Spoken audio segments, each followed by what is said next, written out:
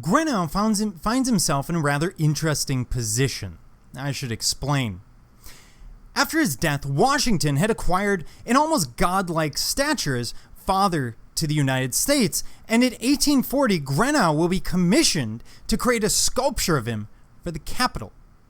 At the time, from about 1800 to about the late 1840s, there's an attempt to almost deify Washington. Here we see him up above in the position of a god in the heavens, dressed as general, all the trappings that we wouldn't expect of a depiction of Washington. But yet, at the time, there is this attempt to deify him, something very similar to what the Roman Senate would do when an emperor died, at least an early emperor, which is they would vote him a god. And it was felt that the United States, being such a new country, needed its own set of myths and beliefs and, well, gods. And Washington almost becomes one of them.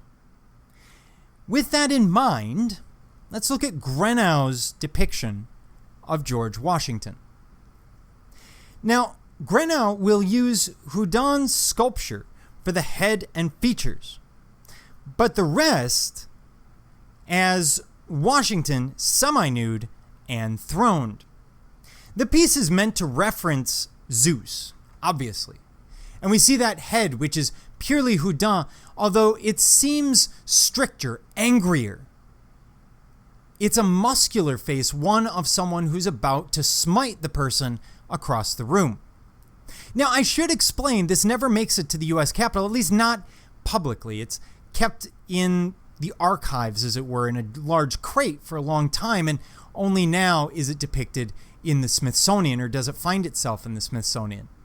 But let's look at the piece. What we have is Washington pointing to the heavens, as if he ruled by divine appointment, which of course he doesn't. This is the United States. You don't have that sort of thing. That's monarchs, not presidents. He's bare-chested. We don't think of Washington as this massive, muscular god, and yet that's what Greenough's doing. The sword, you'll notice, he's actually handing off. It's pointed the wrong way.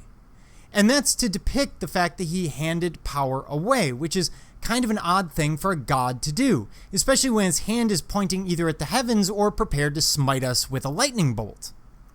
The robe is awfully king-like for the American population. And we see a lot of Roman depictions here. The Roman throne, the sandals, the depiction, or the name Washington underneath, as if he's a Roman emperor who's being remembered, or at least placed in a temple to be worshipped.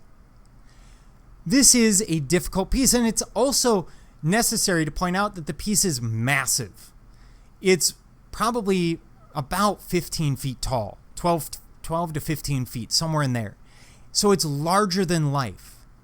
And this is a far cry from any other depiction that we see of Washington. But he's capturing the spirit of the time. He's capturing that idea that we need to deify Washington. And he's doing it in visual form. It's just, well, he may have gone a little far. So think about this. Why is this so inappropriate? Why does the piece never see the light of day, at least in the Capitol? It was meant for the Capitol Rotunda, and it's never going to see that. Maybe consider what country this would belong in. Maybe if it weren't Washington, but some other leader. I mean, it just doesn't capture America, and Greenough is a victim of timing. By the time it's done, this whole idea of deifying Washington, not to mention the fact that he goes overboard, is kind of over.